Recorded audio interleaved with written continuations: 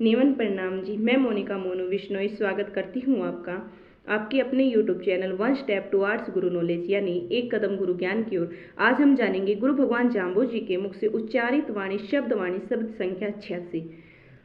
वहां पर उपस्थित साथियों ने गुरु भगवान जाम्बो जी से पूछा कि हे गुरुदेव जी, आप हमारे मन से भेदभाव मिटा दीजिए और हमें अंधेरे से प्रकाश की ओर ले जाइए। तब गुरु भगवान जाम्बो जी इस शब्द का उच्चारण करते हैं। आइए थोड़ा सा भावार्थ सहित समझने की कोशिश करें, कहीं भूलो तो क्षमा करना। जुग जाग पिराणी काय जगंता सो।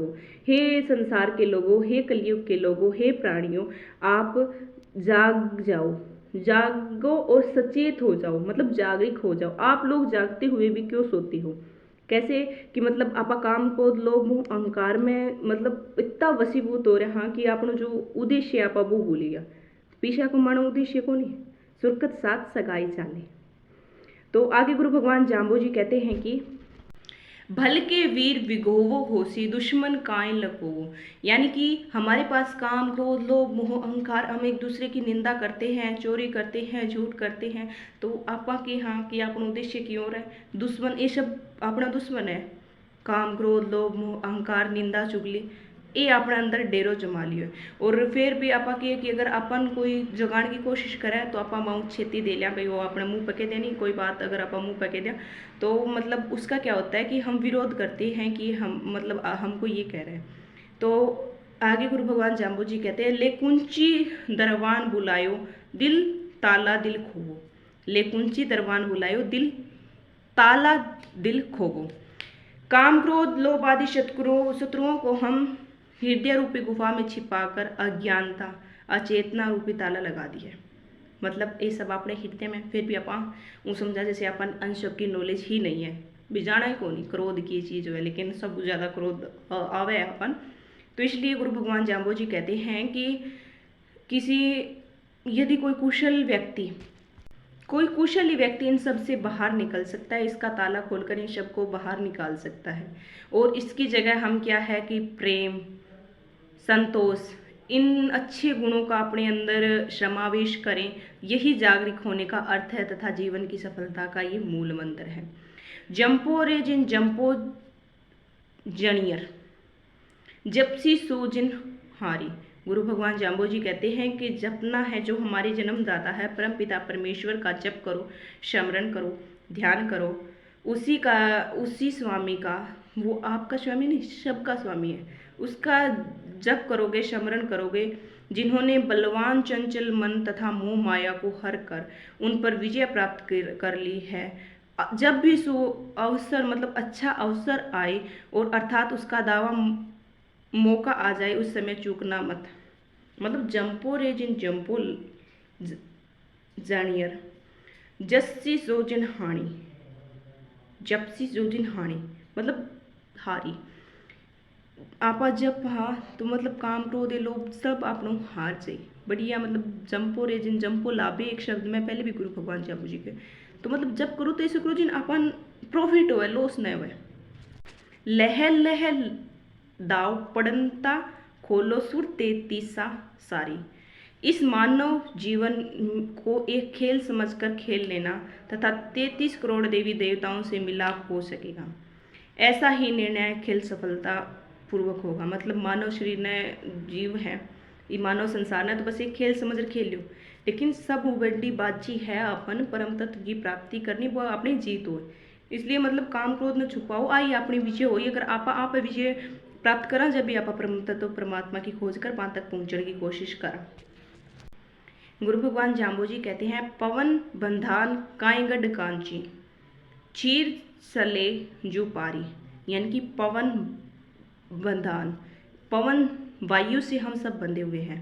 कायगढ़ काची जो हमारी काची काया है, श्वास से चल रही है, जब पवन से चल रही है, हवा से चल रही है। नीर चले जो पारी, यानी कि जब पवन अपन खत्म हो जाएगी, वायु खत्म हो जाएगी, तो हमारा जो ये शरीर है ये टूट जाएगा। सांसों रूपी जो मेला चल रहा है ये टूट जाएगा। पवन देवता के चले जाने पर पृथ्वी जल आकाश ये सभी चले जाएंगे, सभी मृत हो जाएंगे। पारी बिन से नीर डुले लो ओ पिंड कामन सारी। पारी बिन से नीर डुलेरो ओपिंड कामन सारी। गुरु भगवान जाम्बू जी कहते हैं कि जिस प्रकार से घड़ा जल से भरा हुआ छलकता है, उसी प्रकार शरीर रूपी घट में भी जल ही छलकता है। इस कांचे घड़े का कोई विश्वास नहीं, यह कभी भी टूट सकता है, कभी भी फूट सकता है, जल बिखर जाएगा, तब वह घड़ा किसी काम का नहीं रहेगा। उसी प्रकार हमारा ये शरीर टूट जाएगा, जिससे शरीर जल तत्व बिखर कर जल में समाहित हो जाएगा, अन्य तत्व भी अपने अपने कारण में लीन हो जाएंगे, तब पीछे मतलब शरीर कुछ काम नहीं आएगा, शरीर का कोई कार्य पीछे नहीं रहेगा। काची काया दृढ़ कर सिंचो जो माली सिंचे बाड़ी। जिस प्रकार से माली अपनी बाड़ी में मतलब छोटे छोटे पेड़ पौधों को बड़े ही यत्न से सींच कर उनकी रक्षा करते हैं, जिससे वे बड़ी मतलब फलफूरित हो जाते हैं, उसी प्रकार शरीर रूपी पौधे की तरह कच्चा नाजुक है। इसे समय पर पानी, अन्न, हवा, वायु नहीं मिलेगा तो यह मतलब बिखर जाएगा। इस शरीर की रक्षा बड़े ही यत्न से करनी होगी, क्योंकि इस शरीर से ही हम अमृत तत्व की फल प्राप्ति कर सकते हैं तथा दूसरों को भी अमृत फल तथा छाया प्रदान कर सकते हैं। ले काया वसंदर होमो ज्यू ईंधन की बारी। जिस प्रकार से ईंधन मतलब जलाऊ लकड़ी के गट्ठे को लेकर अग्नि में डाल देते हैं, अग्नि उसे जलाकर भस्म कर देती है। लकड़ी में पहले भी अग्नि थी, किंतु सूक्ष्म रूप में समाई हुई थी, यानी कि बहुत कम थी। वही काठ में स्थित अग्नि दूसरी बाह्य अग्नि में मतलब बाई काठ में अग्नि ही स्थित थी, दूसरी बाह्य अग्नि में आप अगर भिन्न मतलब समावेश कर दियो, उसी प्रकार से शरीर के अंदर भी परमात्मा की ज्योति रूप अग्नि रूप में विद्यमान है। उसे प्रकट करने के लिए, उसे साक्षात करने के लिए इस शरीर को तपस्या रूपी अग्नि में डालना होगा, और डालना ही पड़ेगा, बहुत जरूरी है। तथा बाह्य अग्नि के संयोग से भीतर की ज्योति प्रज्वलित हो जाएगी, उसी ज्योति का साक्षात करना होगा। उस ज्योति के अतिरिक्त कुछ भी नहीं है, क्योंकि वो ज्योति ही सब कुछ है।